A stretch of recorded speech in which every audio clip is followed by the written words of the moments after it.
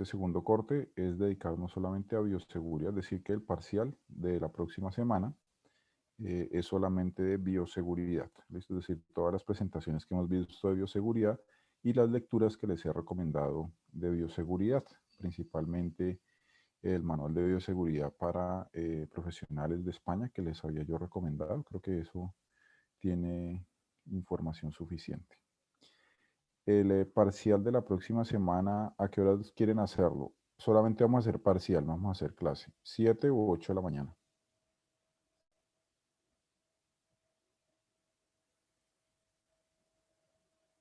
A las 8, profe. A las 8. ¿Alguien no le sirve a las 8? A las 8 está bien. Próximo lunes es festivo, ¿no? ¿Cierto?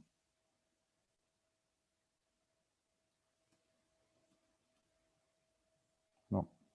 Listo, entonces próximo lunes el parcial a las 8 de la mañana incluye todos los temas de bioseguridad. Bueno, listo, les voy entonces a compartir la presentación rápidamente. Es una presentación muy corta, entonces la clase de hoy va a ser pues corta.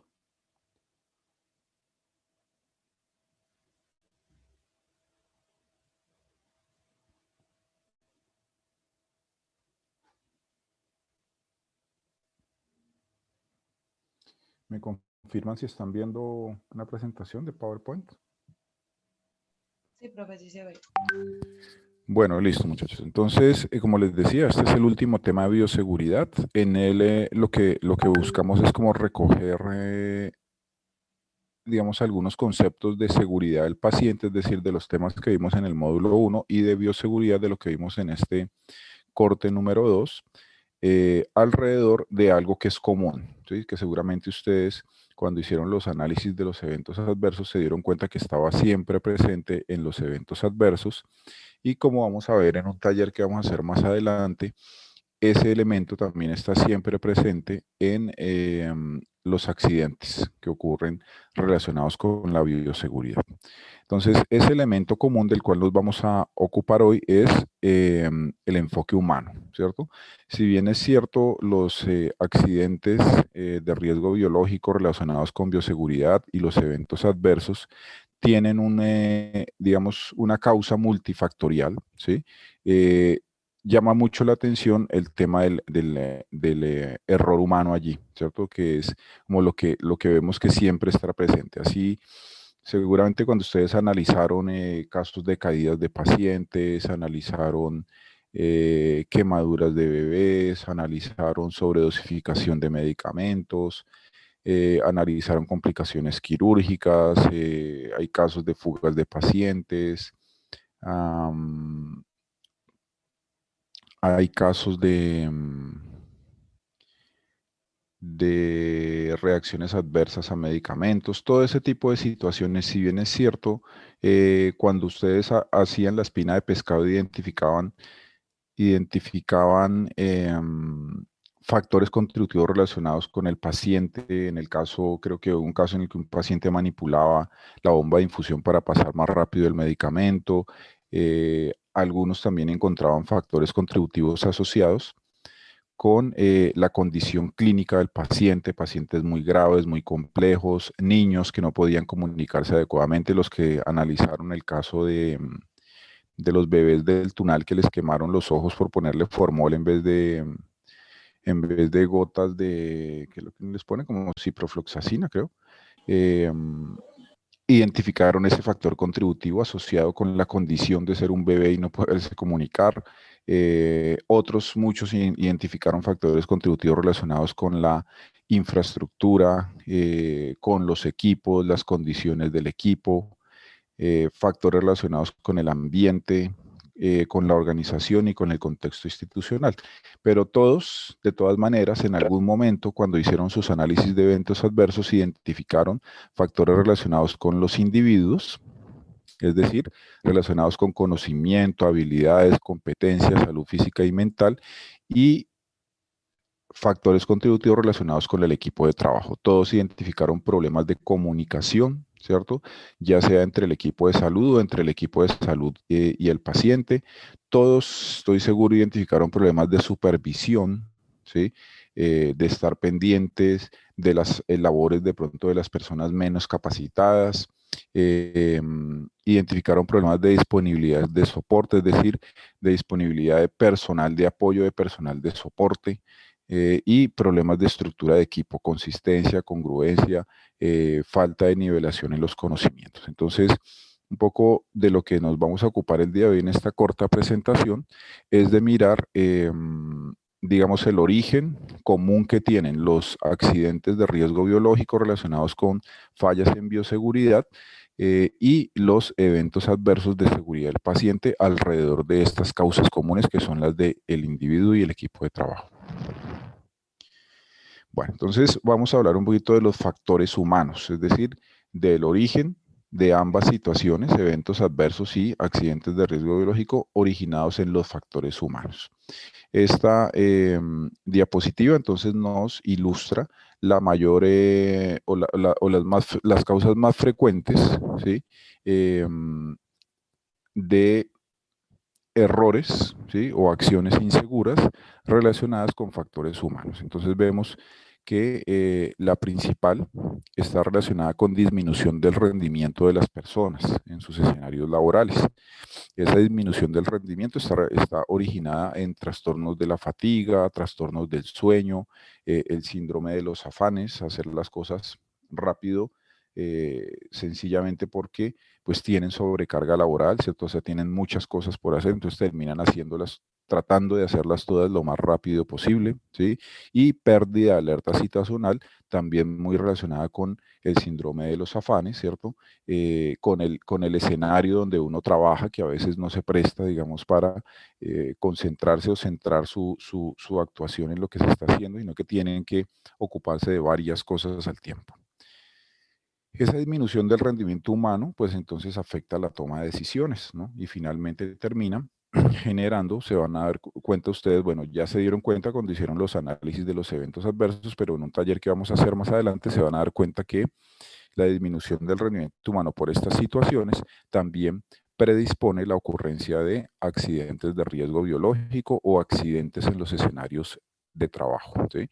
Acuérdense que veíamos como dos situaciones, unas eran los accidentes de riesgo biológico, y otras son los accidentes laborales, ¿no? Accidentes de trabajo en los cuales, si bien es cierto, yo no estoy expuesto a un patógeno, pues sí también puedo caerme, puedo quemarme, ¿sí? Puedo cortarme, etcétera, ¿cierto? Con otro tipo de elementos no necesariamente de riesgo biológico. Entonces, los accidentes laborales también están muy presentes en los escenarios asistenciales y muy relacionados a estas situaciones que hemos visto de disminución del rendimiento humano por estas causas. Otra muy importante son los problemas de mal trabajo en equipo, que lo ven ustedes allí con ese verde, como un verde brillante, ¿cierto? Y básicamente el mal trabajo en equipo está dado por problemas de comunicación, ¿cierto? A veces está dado por problemas de falta de supervisión, a veces está dado porque no todo el personal está disponible. Se van a dar ustedes cuenta que muchas veces uno cuando es estudiante interno, o incluso médico general lo dejan solo en los turnos, ¿no? Y entonces a usted a las 2, 3 de la mañana le toca pues hacer el trabajo del cirujano, del anestesiólogo, del ginecólogo, del pediatra, porque los especialistas, aún estando ellos de disponibilidad, algunos de llamado, otros, bueno, presencial, pues uno los llama y no llegan, ¿cierto? Entonces, falta de disponibilidad del recurso humano especializado, ¿sí? O sea, como que está el equipo conformado, el equipo de turno, pero no están disponibles cuando se les necesita, a veces porque no quieren contestar, están durmiendo, a veces pasa mucho que están trabajando en otro lado y no alcanzan a llegar, a veces puede ser que estén dentro del mismo hospital, pero están haciendo una cirugía, entonces no pueden contestar en el momento, entonces eso también afecta al trabajo en equipo, ¿cierto? Porque el equipo está conformado, pero no está completo y no está disponible cuando se necesita. Entonces recuerden, cuando hablamos de mal trabajo en equipo, estamos hablando de fallas de comunicación dentro del equipo, ¿sí? Falta de supervisión, falta de disponibilidad de todo el recurso humano que conforma el equipo. Cuando hablamos de problemas de comunicación, no estamos hablando solamente de comunicación verbal, ¿no? ¿sí? Entonces como que no nos entendemos. Pues eso es, claro, es importante el tema de falta de comunicación, pero recuerden también, y ustedes lo vieron también cuando hicieron sus análisis de eventos adversos, problemas de comunicación como que no había momentos o escenarios donde se comunicaran los diferentes integrantes del grupo de trabajo, ¿cierto? No se hacían de pronto las rondas de entrega de turno, no se hacían las rondas médicas para revisar a los pacientes, no había espacios para discutir los casos complejos, ¿cierto? No se hablaba de pronto la enfermera con el médico o la terapeuta con el médico, entonces como que eres un grupo de trabajo que cada quien va por su lado y no se comunica alrededor del tratamiento del paciente, ¿cierto? Problemas de comunicación, ustedes también lo evidenciaron cuando se dan órdenes verbales, ¿sí? Son problemas de comunicación porque se presta para entender las cosas mal, ¿cierto? Cuando a mí me dan una orden verbal, a mí se me puede olvidar en el momento, escuchar diferente lo que me dijeron, interpretar diferente lo que me dijeron, ¿sí? Cuando se hace la comunicación por medio escrito, recuerden que diligenciar una historia clínica o diligenciar eh, registros clínicos hace parte también de la comunicación, ¿cierto? En ese caso, la historia clínica se vuelve como el medio que transporta la información, ¿sí? Antes era verbal, en lo que estábamos hablando anteriormente, pero también se hace de manera escrita. Una orden médica es un medio de comunicación, un mecanismo para comunicar un plan, digámoslo así, terapéutico medicamentoso, ¿sí? Que se está escribiendo en una historia clínica, pero para ser comunicado al químico farmacéutico o al auxiliar de farmacia que va a dispensar, ¿cierto? A la enfermera jefe, que es quien va a controlar eso en el Cardex o en el registro de medicamentos del paciente, al auxiliar de enfermería, que es quien va a reclamar el medicamento y lo va a aplicar, ¿cierto? Cuando yo hago una orden para solicitar unos laboratorios, por ejemplo, ¿cierto? Eso es información, eso es comunicación que está escrita, ¿cierto? En un formato que es solicitud para clínicos, pero es información, es comunicación entre el médico que lo está diligenciando, la enfermera que debe controlar lo que se le está solicitando al paciente, la auxiliar que toma la muestra, la auxiliar que lleva la muestra al laboratorio, las auxiliares del laboratorio, las bacteriólogas que procesan la muestra y entregan el resultado. Miren que finalmente cualquier cosa que anotemos en la historia clínica es comunicación, es información, ¿cierto? Entonces la historia clínica y lo que escribimos en ella es un mecanismo o un medio de transporte de esa información o un medio de comunicación, ¿sí?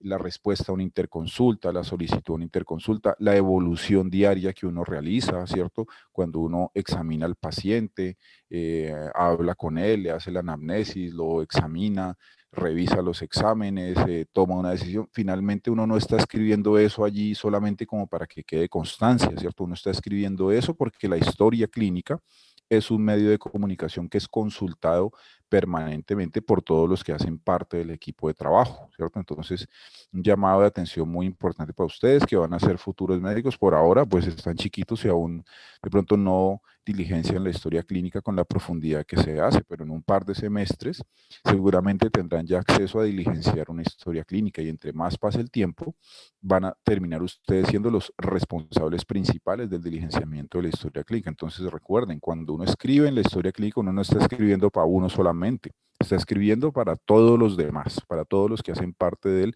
equipo de trabajo, para que lo lean, para que lo consulten, para que se orienten con lo que uno escribe, sobre todo cuando el médico es uno, ¿no? O sea, cuando uno es la terapeuta, pues entonces viene uno y anota su notica de terapia, ¿cierto? Pum, ya le hice ahí la terapia respiratoria o la terapia física y realmente eso casi nadie lo lee, pero cuando el que escribe es el médico, es realmente la guía, el médico es la guía, es el líder, ¿cierto? En el manejo del paciente, por lo tanto lo que él escribe allí, pues prácticamente es material de consulta de todos, ¿cierto? Porque él es como el director de la orquesta, es el que define si necesita terapias, cuántas terapias, de qué tipo, él es el que define el tratamiento con medicamentos, él es el que define qué ayudas diagnósticas necesita, él es el que define cómo se deben tomar los signos vitales y con qué frecuencia, él es el que interpreta todo lo que se le está haciendo al paciente, ¿cierto? Y la evolución del paciente y define un plan de tratamiento. Miren la importancia de que uno haga un buen diligenciamiento de la historia clínica como mecanismo de comunicación del equipo de trabajo. Otra de los factores humanos relacionados con eventos adversos o accidentes laborales o accidentes de riesgo biológico es realizar procedimientos equivocados, ¿sí? Sabrán ustedes, bueno, y al pasar del tiempo lo sabrán más, que hay diferentes maneras de hacer una cosa, ¿cierto? Y en salud, en medicina, sí que más, ¿sí? Hay diferentes maneras de sacar una vesícula, ¿no? ¿Sí? Puedo hacerlo de manera abierta o puedo hacerlo de manera laparoscópica, ¿cierto? De manera abierta habrá por lo menos unas 10 técnicas, ¿sí? Diferentes lugares para hacer la incisión, diferentes tamaños de la incisión, diferentes vías de abordaje, ¿cierto? Si lo hago por vía laparoscópica, pues es otra vía totalmente diferente, ¿cierto? La decisión de hacer la cirugía en un momento o en otro de acuerdo a a la evolución del cuadro clínico, a la condición del paciente, ¿sí? A ver, si hablamos de cirugías de ortopedia, habrá una cantidad de técnicas para realizar ortopedia, para realizar cirugías ortopédicas, una cantidad de opciones de material de osteosíntesis que yo pueda utilizar, ¿cierto? Podría en algunos casos hacer cirugías abiertas, cirugías cerradas, ¿cierto? Con diferentes tipos de anestesia, ¿sí? Como les digo, con diferentes tipos de material de osteosíntesis en un tiempo, en dos, en tres, en cuatro tiempos quirúrgicos. O sea, hay muchas maneras de abordar un problema clínico en medicina, ¿cierto?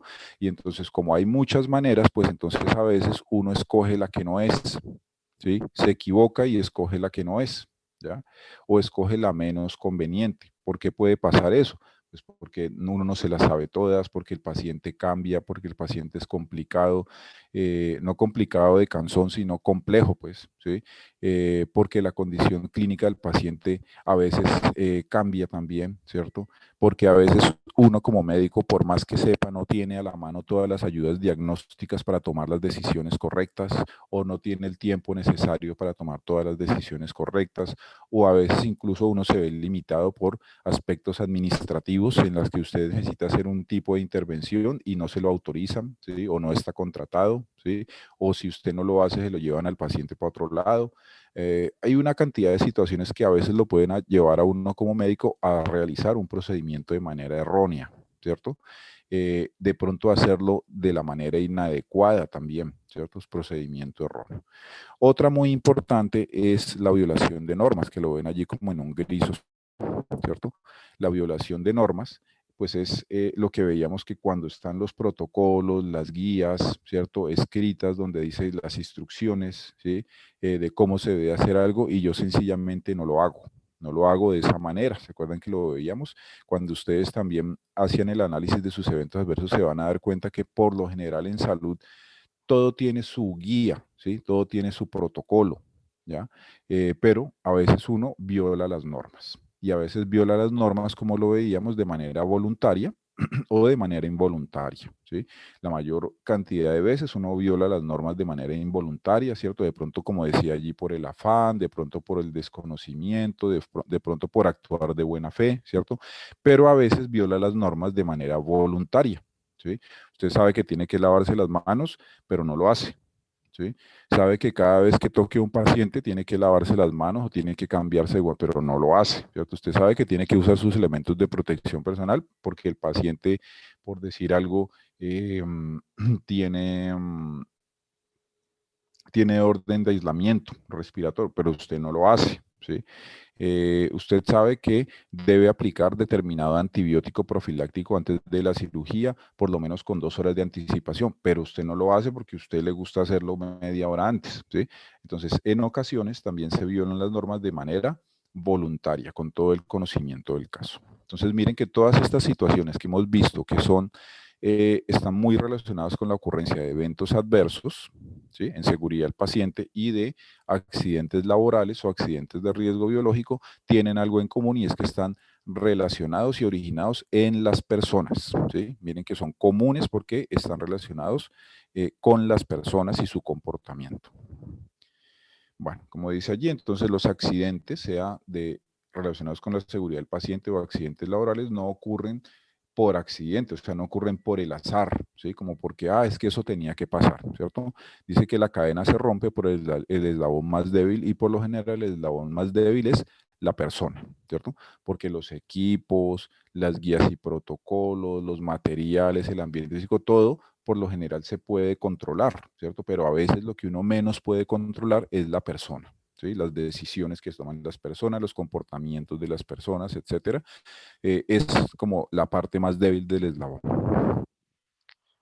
Y esa debilidad pues está muchas veces generada en actitudes peligrosas de las personas, ¿cierto? O sea, de pronto las personas no miden las consecuencias de sus actos, ¿cierto? De pronto no son capaces en el momento de analizar todos los elementos que están presentes alrededor de la toma de una decisión, alrededor de un comportamiento en el manejo del paciente y generan actitudes peligrosas. Y esas actitudes peligrosas en la mayoría de los casos, pues pueden generar accidentes, ¿cierto? O situaciones no deseadas que perjudican, cuando hablamos de seguridad del paciente, perjudican al paciente, o cuando hablamos de accidentes laborales o accidentes de riesgo biológico, terminan perjudicando al mismo trabajador o al mismo empleado o a sus compañeros, ¿cierto? Y todo eso parte de actitudes peligrosas. Entonces vamos a mirar varias de las actitudes peligrosas que uno encuentra.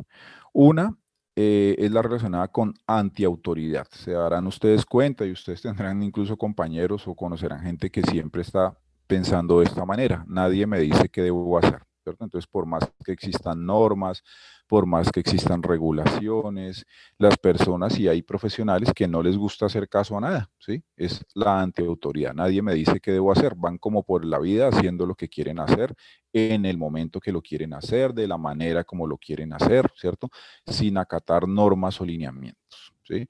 Es decir, son personas como rebeldes que van por la vida haciendo lo que quieren hacer, así se comportan en su día a día, en su casa, con su familia, en el lugar de estudio y seguramente en los escenarios de trabajo también se comportarán de la misma manera. Entonces son esas personas que siempre están constantemente chocando con las normas o con los compañeros del equipo de trabajo porque no les gusta acatar las normas, no les gusta acatar las indicaciones de la autoridad. Otra actitud peligrosa es la impulsividad, ¿sí? Eso también es muy frecuente. Son esas personas que todo el tiempo los ve uno como tomando decisiones arriesgadas, ¿cierto? Dicen, haga algo, ¿sí? Haga cualquier cosa, pero haga algo, hágalo rápido, impulsivamente, o sea, reaccionan impulsivamente, no se toman el tiempo de analizar, ¿cierto? La situación, de mirar cuáles son las opciones, cuál es la mejor opción, sino que están haciendo las cosas rápido, ¿cierto? Con lo que primero se les atraviesa, eso es lo primero que hacen, ¿sí? Porque son personas impulsivas. Otra actitud peligrosa es como el macho, ¿cierto? El que piensa que es capaz de hacerlo todo. Seguramente ustedes también tienen compañeros así, verán profesores que son así, tendrán compañeros en sus escenarios de trabajo cuando estén graduados que tienen también esas actitudes, ¿cierto? De los que se le miden a todo, todo lo pueden hacer, les da pena decir yo no sé, les da pena pedir ayuda, ¿cierto? Todo lo quieren hacer ellos solos porque consideran que de pronto pedir ayuda o decir no sé es una debilidad, ¿sí? Eh, y entonces a todos se le miden incluso sin tener el conocimiento, sin tener las habilidades necesarias, ¿cierto? Sin tener el equipo o los insumos requeridos, sin tener el apoyo necesario, todo lo quieren resolver ellos mismos. Otra es el invulnerable, ¿sí? Esto es bien frecuente en seguridad del paciente. Cuando uno analiza los temas de seguridad del paciente, encuentra mucho esta situación y esta respuesta de las personas. Esto a mí no me pasa, ¿cierto? O sea, los que se equivocan son otros, no yo, ¿sí? Sobre todo los especialistas, entre más conocimiento y trayectoria tengan, se creen invulnerables, ¿no? O sea, ellos creen que los que se equivocan son los jóvenes o los que se equivocan son otros, pero ellos no, ¿sí? ¿Por qué? Porque seguramente ya llevan muchos años encima, porque han hecho muchas veces esa cirugía, o sea, uno encuentra respuestas en ellos como, pues que yo he hecho 500, yo he sacado 1500 apéndices, ¿sí? ¿Cómo es que se me va a complicar uno? Eso a mí no me pasa, ¿sí? Y los enfermeros, las fisioterapeutas, o sea, todos los profesionales de la salud en algún momento pensamos de esa manera, ¿cierto? Invulnerables. Esto a mí no me pasa, esto le pasa a otros, ¿sí? Otros son los que se chuzan con las agujas, ¿cierto? Otros son los que se exponen. Entonces, como eso le pasa a otros y no a mí, pues entonces yo no uso mis elementos de protección personal, yo no acato las normas porque es que eso a mí no me pasa, ¿sí? Actitudes peligrosas donde se originan los accidentes que afectan a las personas, a los usuarios, a los pacientes y afectan al personal de salud. Finalmente, el resignado. Esto también es bastante frecuente cuando uno analiza eventos relacionados con la seguridad del paciente, eventos adversos, cuando uno analiza accidentes laborales y es la persona que dice, bueno, ¿y eso para qué? ¿Sí? O sea, por más que usted trate de convencerlo, de que se acate las guías y protocolos, que sea cuidadoso, que use lo dicen, no, pero ¿eso para qué? Si finalmente igual eso siempre pasa, ¿cierto?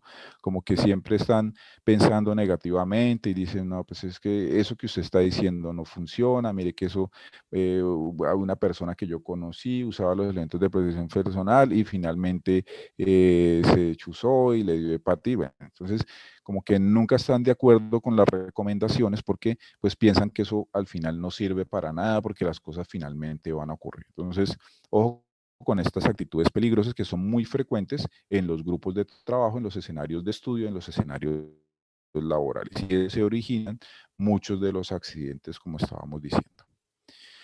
Tenemos también aquí algo que se llama la docena perversa, ¿sí? Es decir, como 12 situaciones muy frecuentes que preceden la ocurrencia de accidentes. Por lo general, cuando uno analiza eventos adversos o accidentes laborales, encuentra presentes una o varias de estas situaciones, de estas 12 situaciones. Entonces, hay que estar uno como trabajador muy pendiente, muy alerta ante la ocurrencia de alguna de estas 12 situaciones, porque como dice allí, por lo general, para un accidente. Una son los problemas de comunicación, ya lo habíamos hablado, problemas de comunicación oral, escrita, ¿cierto? Entre el equipo de salud o el equipo de salud y los pacientes, o incluso el equipo de salud y el personal administrativo o el personal directivo o gerencial de la institución, ¿no?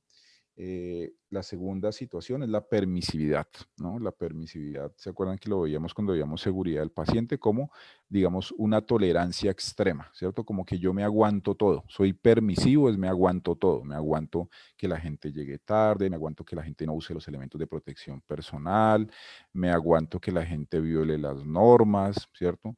Me aguanto que la gente no anote la historia, no anote las cosas en la historia clínica, ¿cierto? Me aguanto que la gente solicite radiografías o taxos, resonancias sin hacer el resumen de la historia clínica, ¿sí? Me aguanto que la gente, o sea, me aguanto todo lo malo que la gente hace, ¿cierto? Todas esas malas prácticas son permitidas, ¿sí? Soy permisivo. Y permisivo puedo ser yo como persona, o permisivo puedo ser yo como líder, o permisivo puede ser la misma institución, ¿sí? Hay instituciones que son permisivas, ¿sí? La misma institución permite esas malas prácticas, ¿sí? Cuando los especialistas llegan tarde y el gerente de la clínica no dice nada, porque los especialistas son dueños de la clínica, ¿sí? Cuando se pierden o se roban cosas del servicio y la gente no dice nada, eso es ser permisivo, ¿sí? Entonces la permisividad es una de esas situaciones que preceden los accidentes. Era la falta de convencimiento para la tarea, es claramente también en sus análisis de adversos cuando yo no soy competente para hacer ciertas cosas, ¿sí? Y eso es muy frecuente en ustedes que son personal en formación, ¿cierto? Porque pues ustedes no tienen todavía como el conocimiento teórico de cómo hacer las cosas y algo muy importante y es la práctica, ¿sí? No solamente es que yo coger y leerme un capítulo de un libro para mirar cómo hago un legrado, por ejemplo, ¿sí? Si usted se lee allí la técnica y está con dibujitos y usted puede verse todos los videos en YouTube de cómo hacer un legrado, ¿cierto? Y se puede leer todas las complicaciones del legrado y la fisiopatología y todo lo que quiera, ¿cierto? Y otra cosa muy diferente es usted hacerlo, ¿sí? O sea, usted tener enfrente a la señora con las piernas abiertas, sangrando, con dolor, ¿cierto? Anestesiada, bueno, lo que sea, y usted coger en sus manos esa legra y empezar a raspar, ¿sí? Adentro de la cavidad uterina y saber cómo, venga, y hasta dónde voy a raspar, ¿cierto? O sea, ¿será que esto ya está limpio? ¿Sigo, no sigo? ¿Esto le estará doliendo a la señora? ¿Será que le voy a romper el útero? ¿Será que se me va la mano y raspo más de la cuenta? ¿Será que raspo menos? ¿Sí? O sea, la competencia está dada por el conocimiento, pero también por la práctica. En salud, en medicina es muy importante la práctica, ¿sí? Saber hacer las cosas, hacerlas en diferentes situaciones, hacerlas en diferentes escenarios, ¿sí? A partir del conocimiento y el análisis de la situación, ¿sí? Entonces, la falta de competencia es algo muy usual, ¿sí? no solamente en el personal en formación, sino en general en todo el personal también asistencial, porque no tenemos las competencias para hacer ciertas cosas, incluso en especialistas, ¿cierto? Cuando de pronto alguien, ustedes han visto, por ejemplo, los procedimientos estéticos, ¿cierto? Que quedan mal hechos y es porque la gente no tiene la competencia para hacerlo y puede ser que el tipo sí haya estudiado cirugía plástica o puede ser que sí sea otorrino, pero fue a operar una nariz y le quedó torcida, ¿cierto? Le quedó mal hecha porque no tenía la competencia, ¿ya? Por ejemplo, para operar mano, hacer una cirugía ortopédica de mano. No todos los ortopedistas saben hacer mano, no todos tienen la competencia para operar mano, ¿sí? Por eso existen cirujanos de mano, ¿sí? Porque ellos sí tienen las competencias para hacer eso. Las distracciones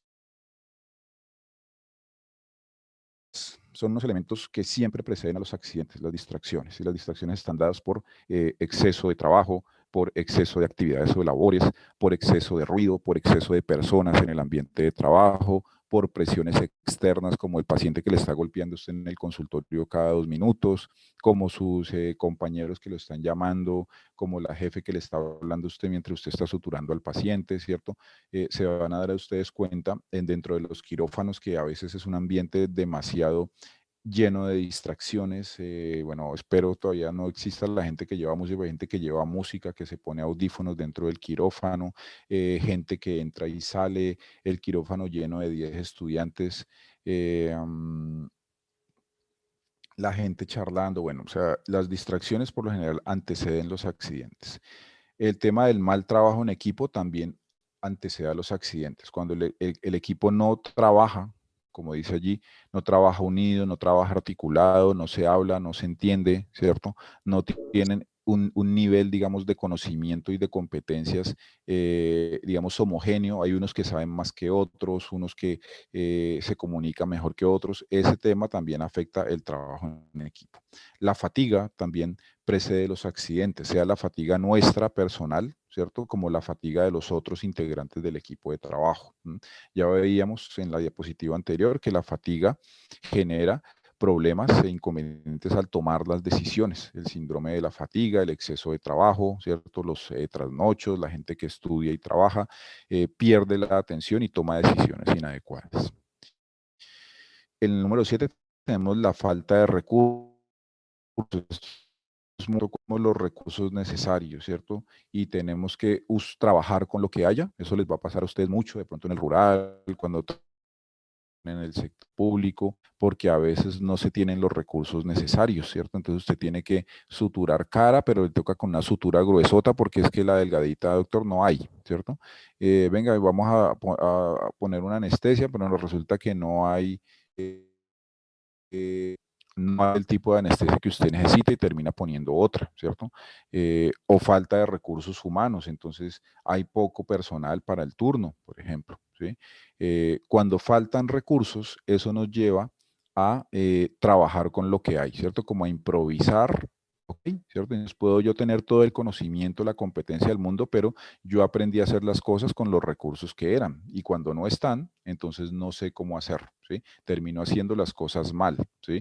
Termino pasando una sonda que no es, termino generando de pronto un evento adverso en el paciente por usar los recursos que no son, ¿sí? Porque no están disponibles, no hay un medicamento, etcétera, y termina complicándose el paciente. La 8 son las presiones externas o internas, ¿sí? Entonces, presiones externas e internas relacionadas de pronto con la presión que puede ejercer parte del equipo de trabajo, el mismo paciente, el personal administrativo, el personal directivo de la institución, ¿cierto? O presiones internas de pronto por el mismo afán que uno tuviera, por otras actividades que tiene que realizar, ¿cierto? Y finalmente esas presiones externas e internas llevan, como se acuerdan que veíamos en una diapositiva anterior, al síndrome de los afanes, ¿cierto? A la pérdida de atención y pues al accidente. Otra situación muy presente que precede los accidentes es el estrés, ¿sí? Relacionado con sobrecarga laboral, con problemas familiares y con las mismas presiones externas o internas. La falta de alerta situacional es cuando uno se distrae, ¿cierto? Y por eso veíamos anteriormente el tema de las distracciones y las presiones. Y finalmente tenemos la falta de adherencia a normas, que es otra situación que también antecede los accidentes, ¿sí? Ya lo habíamos explicado ampliamente antes. Entonces, muy atentos cuando ustedes identifiquen cualquiera de estas 12 situaciones porque, pues, son estas situaciones, por lo general, si ustedes la pueden identificar y las pueden intervenir oportunamente, pues entonces estarán previniendo la ocurrencia de muchos accidentes y previniendo, digamos, causar un daño al paciente o causar el daño a ustedes mismos o a un compañero de trabajo. Vamos a centrarnos en estas últimas diapositivas en algunos tipos de errores que las personas cometen. Entonces, primer tipo de errores son los errores de decisión, ¿cierto? Entonces, cuando eh, realizo acciones o omisiones involuntarias, ¿cierto? La persona está actuando de buena fe, cree que está tomando la decisión correcta, pero no lo está haciendo. Errores de decisión, ¿cierto? Entonces, dentro de los errores de decisión tenemos los errores de procedimiento, errores de escogencia o errores al resolver problemas. Vamos a mirar cada uno de ellos. Los errores de procedimiento, entonces, por lo general están relacionados cuando al aplicar una lista de chequeo, cuando yo tengo que realizar un procedimiento que lleva un orden, una serie de pasos, ¿cierto? Por falta de conocimiento de la situación, aplico el procedimiento de manera equivocada, ¿cierto? Entonces, por ejemplo, yo sé que primero tengo que eh, clampear una arteria, ¿cierto? O primero tengo que disecar un nervio, o primero tengo que identificar un paquete vasculonervioso y sacarlo del campo quirúrgico, pero no lo hago, ¿cierto? Actúo a destiempo, me salto ese paso del procedimiento de la técnica quirúrgica, ¿cierto? De pronto me salto un paso de la asepsia y la antisepsia, no limpio bien el campo quirúrgico o me salto de pronto el tema del lavado de manos, me salto de pronto la aplicación de antibiótico profiláctico, o sea, me salto uno o varios pasos del procedimiento o los hago a destiempo cuando no era, pues entonces ese es un error de procedimiento, ¿sí? Errores de escogencia, ya lo habíamos hablado anteriormente, como hay diferentes maneras de hacer las cosas en medicina, yo puedo escoger la manera equivocada, ¿cierto? Entonces, puedo escoger de pronto hacer una cirugía laparoscópica cuando la vía más indicada era la vía abierta por la evolución clínica del paciente, ¿cierto? Vamos a hablar, por ejemplo, de la colecistectomía, ¿sí? La vesícula entonces se inflama y tenemos una colecistitis, pero si la vesícula ya lleva mucho tiempo inflamada, pues se puede romper, ¿cierto? Se perfora la vesícula y se genera allí una peritonitis, ¿cierto? Y el cuadro clínico es muy diferente. Cuando usted toca al paciente, cuando usted mira los paraclínicos, se presenta de manera diferente. Si usted no analiza adecuadamente eso, termina escogiendo la vía laparoscópica y cuando entra por vía laparoscópica lo que va a encontrar es un reguero allí de todo, ¿cierto? Porque ya se perforó la vesícula y ya no lo va a poder sacar adecuadamente y ya eso puede estar incluso lleno de material, de adherencias, etcétera. Entonces lo indicado era haberla hecho por vía abierta, ¿cierto? Por el tiempo de evolución, por la clínica del paciente, etcétera. Si yo no analizo eso, tomo la decisión, escojo el procedimiento equivocado, ¿sí? Errores al resolver problemas es que yo de pronto cuando estoy atendiendo al paciente, cuando estoy analizando los datos de la anamnesis, los resultados paraclínicos, ¿cierto? Interpreto inadecuadamente la situación, ¿cierto? Recuerden que uno siempre en medicina, en salud, está frente a problemas clínicos, situaciones clínicas, y uno tiene que resolver ese problema. Si yo interpreto inadecuadamente, ¿sí? Un resultado de un paraclínico, interpreto inadecuadamente un signo o un síntoma que documenté, pues entonces me equivoco y abordo el problema por una parte diferente. O sea, puedo hacer un mal diagnóstico, ¿cierto? Y al hacer un mal diagnóstico, implemento un plan terapéutico diferente, pongo el medicamento que no era, solicito los exámenes que no era, ¿cierto? Errores al resolver problemas. No entiendo y no abordo el problema de manera adecuada. Los errores basados en habilidad, pues entonces son los comportamientos relacionados con las habilidades que el individuo realiza de forma automática y con poco nivel de conciencia. Es decir, como que cuando uno está trabajando, cuando usted está en un procedimiento, está haciendo duración, está diligenciando parte de la historia clínica, ¿cierto? son esos pequeños errores que usted comete a veces en el momento, ¿cierto? Los comete rápido y a veces sin darse cuenta, ¿sí? Esos errores están relacionados con fallas de atención, fallas de memoria o errores de técnica. Vamos entonces a mirar que las fallas de atención es cuando uno de pronto se fija en una sola tarea, ¿cierto? Como que está haciendo una cosa y pierde la noción de las otras cosas que está realizando, ¿cierto? De pronto en la cirugía usted está en ese momento realizando una sutura de la pared abdominal y se le olvidó que por allá dejó una arteria sin clampear, ¿cierto? Entonces está sangrando. O se le olvidó de pronto, antes de cerrar la pared abdominal, revisar la hemostasia del paciente, que no esté sangrando. Entonces, fallas de atención, ¿cierto? Porque usted tiene que fijarse en tantas cosas al tiempo, a veces se le puede olvidar una o varias de ellas. Fallas de atención, realiza los procedimientos en desorden o en destiempo. Fallas de memoria es cuando usted olvida, ¿sí? Algo que tiene que hacer dentro del procedimiento, ¿sí? Olvida formular al paciente, olvidó, por ejemplo, el paciente estaba con antihipertensivo, estaba con hipolipemiante, estaba con oxígeno, estaba sin vía oral y usted se le olvidó ponerle el antibiótico ese día, ¿cierto? Venía todos los días prendiendo, pero ese día se le olvidó, ¿sí? Fallas de memoria. Los errores de técnica están relacionados con el nivel de entrenamiento y calificación que las personas tienen, ¿cierto? Y está relacionado eh, am, como con esa habilidad que las personas tienen, ¿cierto? No todos hacen las cosas de la misma manera, ¿cierto? Algunas personas son más meticulosas, como dice allí, otros son más rápidos, ¿cierto? Entonces, esos errores de técnica están relacionados con la manera como yo hago la acción, como yo hago la actividad, ¿sí? Hay personas que sacan el apéndice en 3 minutos, como hay personas que se demoran 15, ¿cierto? Hay personas que hacen una cesárea en 10 minutos, como hay personas que lo hacen en media hora, ¿sí? Dependiendo los pasos que yo siga con la técnica y el nivel de cuidado que yo tenga para realizar los procedimientos. Finalmente tenemos los errores basados en percepción, ¿cierto? Recuerden que nosotros todo el tiempo estamos recogiendo información, ¿cierto? Que proviene de nuestros sentidos, ¿sí? Cuando hablamos con el paciente, cuando miramos algo en el paciente, cuando interpretamos un resultado, cuando tocamos al paciente, cuando escuchamos, cuando escultamos, ¿cierto? Todo eso es información que estamos recogiendo a través de la percepción, ¿cierto? Entonces, a veces podemos equivocarnos al percibir algo de manera inadecuada, ¿cierto?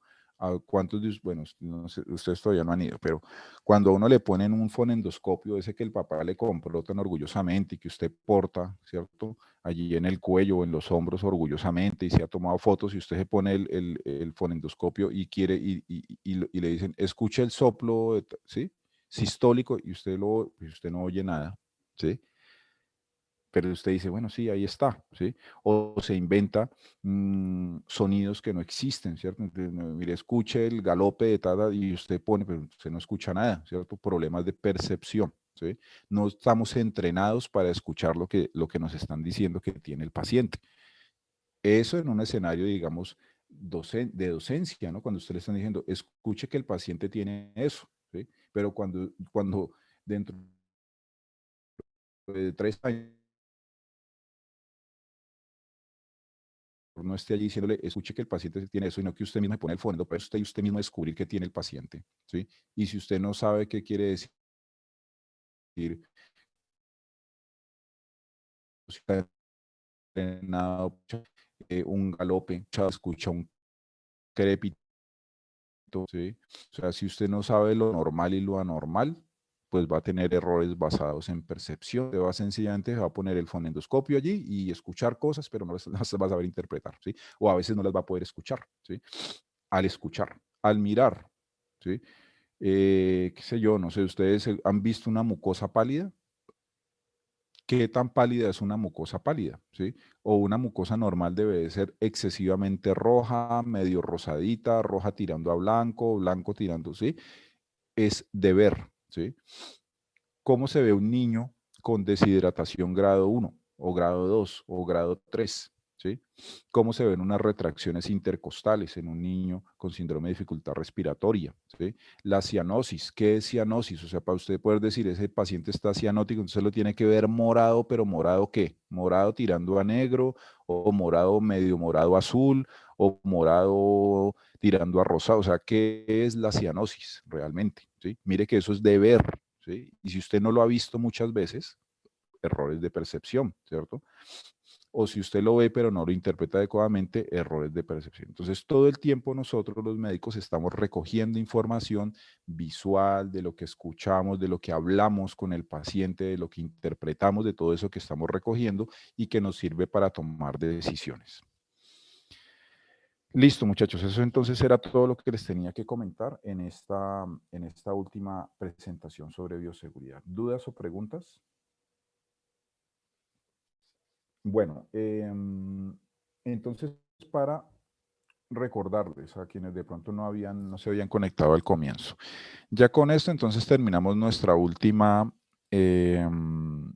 presentación de bioseguridad. Por lo tanto, ya quedamos listos, completos con todo el tema revisado para el parcial de la próxima semana, ¿sí?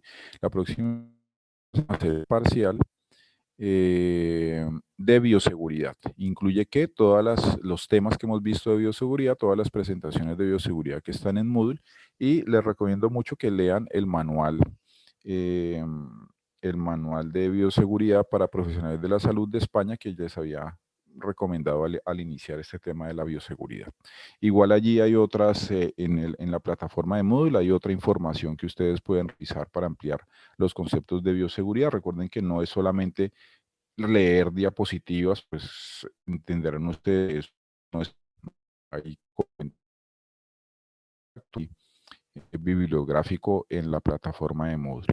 Entonces, la próxima semana tendremos el parcial a las 8 de la mañana. ¿Listo? Ya no hay clases, sino solamente el parcial. ¿Dudas, preguntas allí con eso? ¿O está todo claro? No, profe, Está todo todo claro. claro, profe. ¿Usted tiene- Profe, disculpe, no sé si soy yo, pero al parecer su audio está como... ¿Hay interferencia o algo así? ¿Sí? Bueno, espérame, yo me ubico en otro lugar.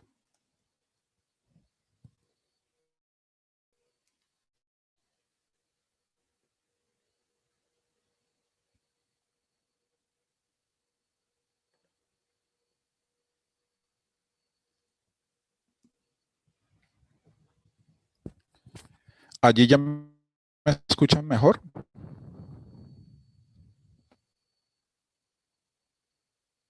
¿Allí me escuchan? Sí, profe, se escucha Sí, mejor. profe. Bueno, muchachos, entonces, les estaba diciendo que la próxima semana, a las 8 de la mañana, vamos a hacer el segundo parcial, el parcial del segundo corte, que incluye todos los temas de bioseguridad, y les recomendaba que además complementaran la revisión de las diapositivas de las presentaciones, lo complementen con alguna lectura o algunas lecturas del material bibliográfico que está en Moodle, en la plataforma de Moodle. Les recomendaba mucho el manual para profesionales sanitarios de España, que es como fácil de entender, y hay allí otra literatura, ¿listo? Entonces, dentro de 8 días, a las 8 de la mañana, no hacemos clase, sino que a las 8 vamos directamente al parcial, ¿listo? Igual yo voy a estar aquí conectado en Moodle a las 8 de la mañana por si alguien no sabe por dónde entrar al parcial, o yo les muestro dónde va a estar el parcial, ¿listo? ¿Dudas, preguntas hasta allí? No, profe, todo claro. Bueno, otra vez no, casi que última vez, bueno, no última vez, pero igual quiero como de nuevo plantearles o hacerles la invitación si hay algún otro grupo o algunos otros grupos que quieran vincularse a la actividad o a la lista de chequeo de bioseguridad que vamos a hacer en las jornadas de vacunación de la universidad.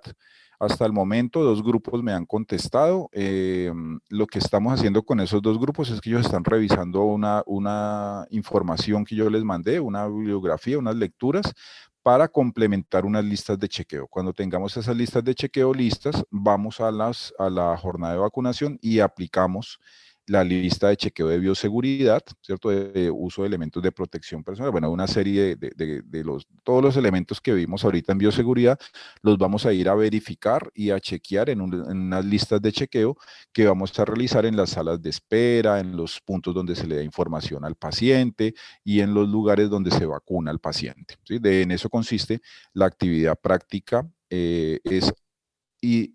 definir y aplicar unas listas de chequeo de bioseguridad durante las jornadas de vacunación. ¿Listo? Entonces, allí les explico, jornadas de vacunación hay los sábados y domingos. Lo que pasa es que no siempre existe la certeza que va a ser todos los sábados y domingos. O sea, como que a uno le avisan como 2 días antes. ¿Sí? ¿Sí? ¿Alguien me iba a preguntar algo? Yo, profe, ¿cómo le enviamos el correo pues para informarle de que nuestro grupo va a hacer eso? Ah, bueno, entonces ustedes me mandan un correíto, pedro.molano00@usc, se los voy a escribir por aquí en el chat.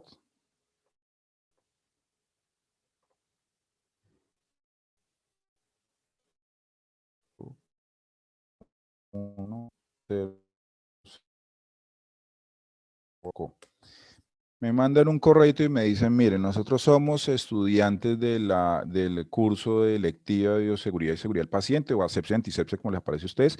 Mi grupo está conformado por tales personas, ¿cierto?